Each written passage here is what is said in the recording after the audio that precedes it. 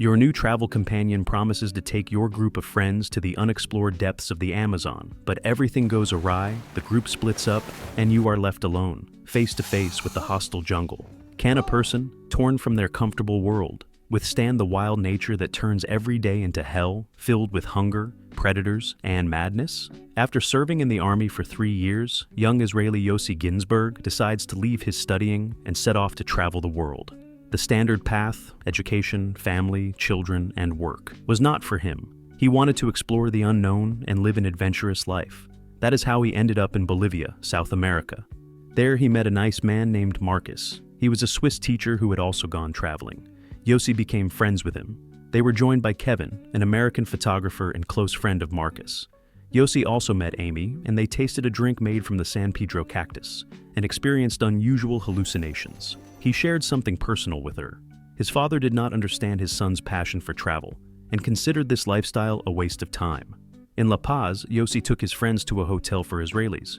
Yossi went for a walk through the streets and visited the local market, when suddenly an unknown man, a European, noticed him and asked where Yossi was from. It was Karl, a traveler from Austria. He immediately began to talk about the beauty of the night jungle and the existence of the isolated Toromona Indian tribe in the impenetrable jungle, and promised to take Yossi there, assuring him that he knew the way and was friends with the tribe. Such unusual, non-touristy adventures and the opportunity to see Indians attracted Yossi, and returning to the hotel, he convinced Kevin and Marcus to join the mysterious Austrian. At first, his friends were skeptical, not trusting the stranger, but in the end, they agreed to meet Karl at Yossi's request. The Austrian showed them a map of the route they would take, but it looked inaccurate. However, Karl insisted that all the important information about the route was in his head, not on the map. The mysterious Karl knew how to manipulate people. He showed them his photographs of tribes and, upon learning that Kevin was a photographer, pointed out that such rare shots were an opportunity for Kevin to get into National Geographic. In the end, Kevin sided with Yossi, and Marcus, initially apprehensive, also agreed. They had already bought what they needed and were packing their things, but Karl told them not to take their watches and wallets, which was quite strange. He also gave them some miracle pills that could give them strength when they had no energy left. Yossi's uncle had once given him a talisman with prayers before his travels, so Yossi decided to take it with him. The group of travelers flew to Apollo. A dense and unknown jungle awaited them. Karl expressed his thoughts along the way. He believed that people had destroyed the planet and were proud of it. But in the end, it is the jungle that reveals your true nature. In the evening, the men built a fire, where Karl continued to philosophize, calling the tribes free, unlike modern people in society.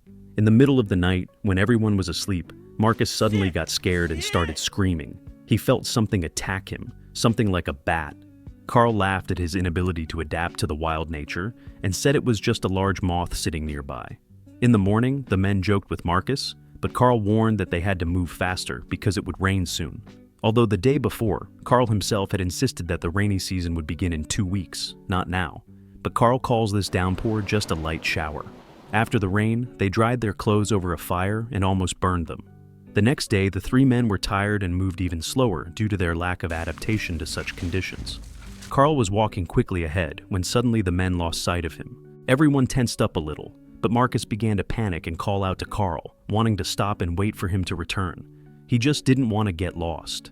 Kevin wanted to go forward, toward the river, as Karl said earlier. Kevin wondered why Marcus even embarked on this journey, knowing the conditions that lay ahead. Suddenly, they heard animal noises and tensed up. However, a man came out of the thick bushes, leading a bull to the river. He showed them the way, and the men followed him. A few meters away, Karl was already waiting for them. To the resentment of his companions, who accused him of abandoning them, Karl just laughed. I'm sorry. I didn't know I was supposed to hold your hand the whole time. The group reached the small village of Azriamas. Karl seemed to be well acquainted with the locals, which added to his credibility and eased the tension a little. As the 3 of them washed in the river, Marcus apologized for panicking, and Kevin admitted that he was sorry for his harsh reaction. Suddenly, they noticed that a group of local women had gathered behind them and were watching them. They had a good time around the campfire with the locals, tasting drinks with a terrible taste, but they were full and cheerful. Marcus treated the wounds of local children, gathering a whole queue, while Yossi played ball with the kids. Kevin had the opportunity to take many photos. Karl announced that it was time to move on, and the group continued on their way. He kept his promise by showing them River Gold. The mood improved, and Yossi took pictures in a cloud of butterflies. They walked through the thickets and Karl continued to reflect on life. Perfectly balanced. The problem is us, people. He inadvertently mentioned that he had been careless in the modern world and that certain people were still looking for him. This surprised the men, but did not upset them. Soon they heard the sounds of monkeys. Noticing one in a tree, Karl shot it with his rifle. The animal was still alive, so he finished it off with a few blows. Marcus was struck by such cruelty. In his opinion, it would have been better to shoot it again to end its suffering. But Karl retorted that bullets should not be wasted in the jungle. At night, after building a fire, Karl began to roast the monkey. He broke off a piece and began to eat while everyone sat in shock.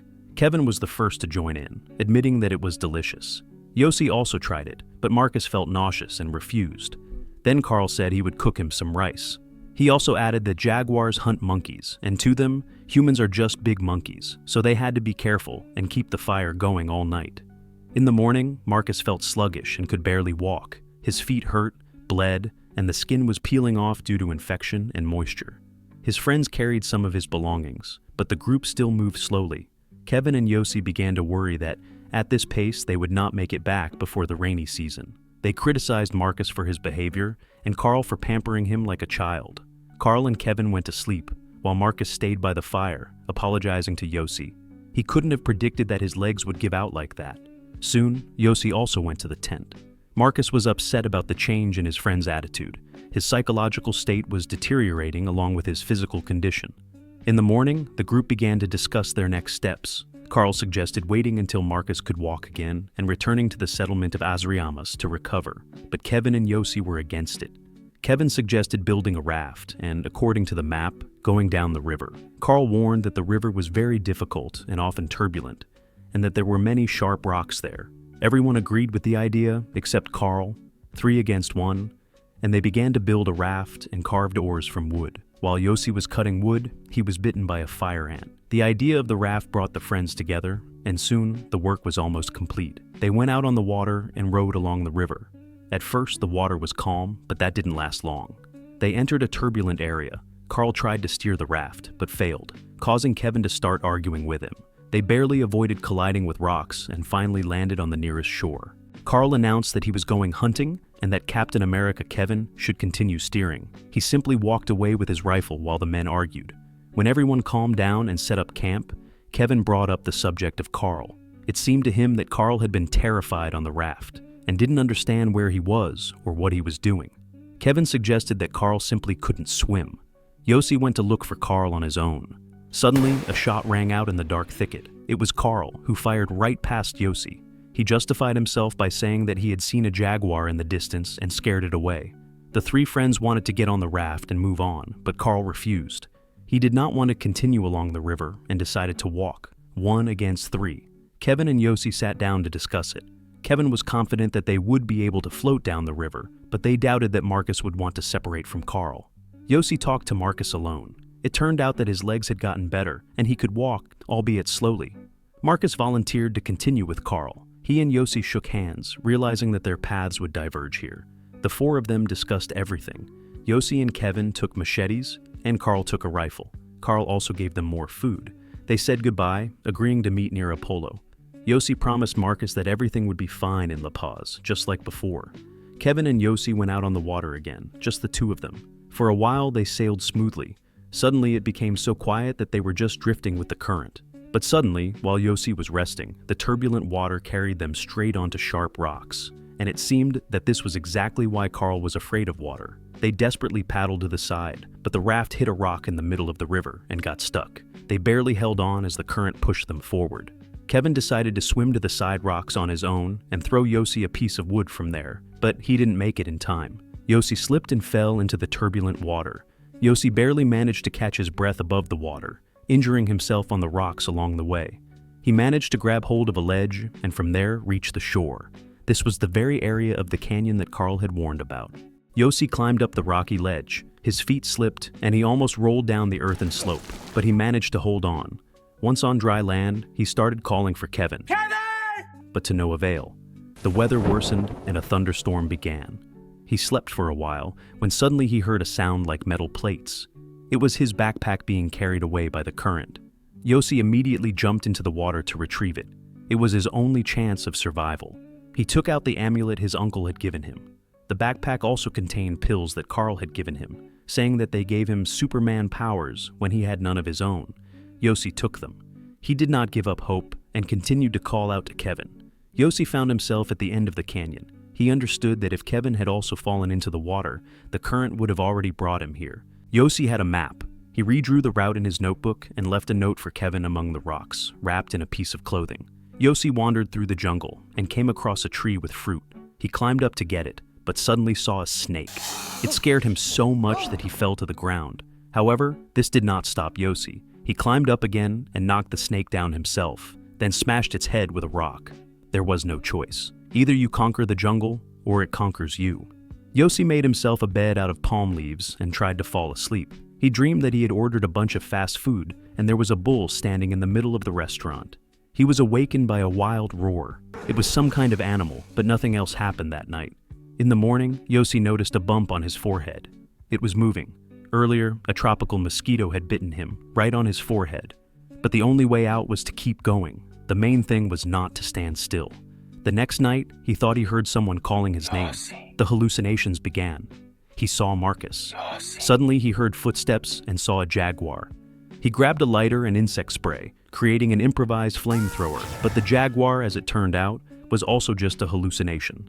The lump on his forehead was getting worse, becoming painful, and the infection was progressing.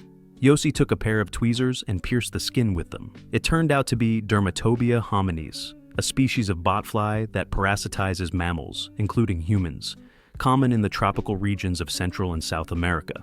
As he walked on, he saw a bird's nest.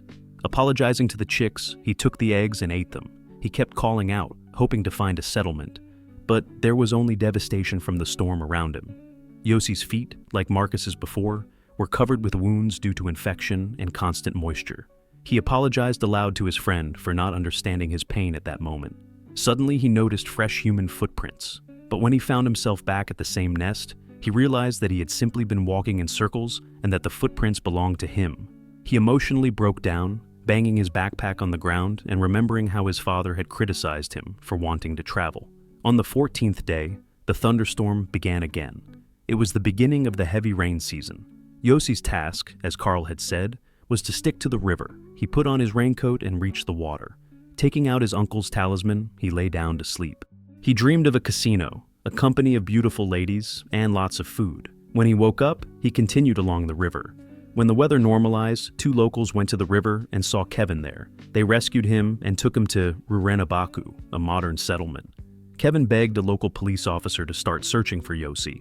He was sure that if his friend hadn't drowned, he hadn't given up and had survived. They sent a plane to fly over Yossi, but it didn't spot him. He waved and shouted with all his might, but they were flying too high. Kevin couldn't see anything, and the officers wouldn't let them fly lower, not believing that anyone was still alive there. But Kevin kept trying to convince them and asked for another chance. Finally, the officer, hearing that Kevin was ready to go searching on his own, agreed to help. He was advised to contact Senor Tico, a man with a boat who knew the Tuichi River best. Kevin begged, but he refused. Then the American asked the price of the boat. Realizing the seriousness of his intentions, Tico finally agreed. Meanwhile, in the jungle, Yossi met a crying Indian girl. It was just a hallucination, but he didn't understand that. He tried to speak English, even though she didn't understand. She stayed with him, and he gave her things to cover herself at night. In the morning, she followed him. On the way, they found some fruit, but the woman gestured to him that it was inedible and poisonous. Only after some time did Yossi realize that the Indian woman was just a figment of his imagination. He continued on his way. Yossi got stuck in a sticky swamp and lost his talisman, remembering his uncle. He managed to reach the branches and get out, but his backpack remained in the swamp. He was going crazy. He heard voices and music.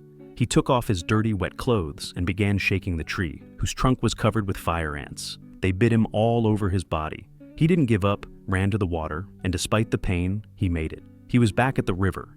At night, he saw a turtle. He had already picked up a stone, but suddenly changed his mind and whispered to her that she would survive. He looked at the extraordinary starry sky and thanked the universe aloud. In the morning, Kevin arrived by boat at the place where the group had previously split up. However, they did not see Yossi. He was asleep. Suddenly, the Indian woman's mirage seemed to wake him up, and he saw Kevin.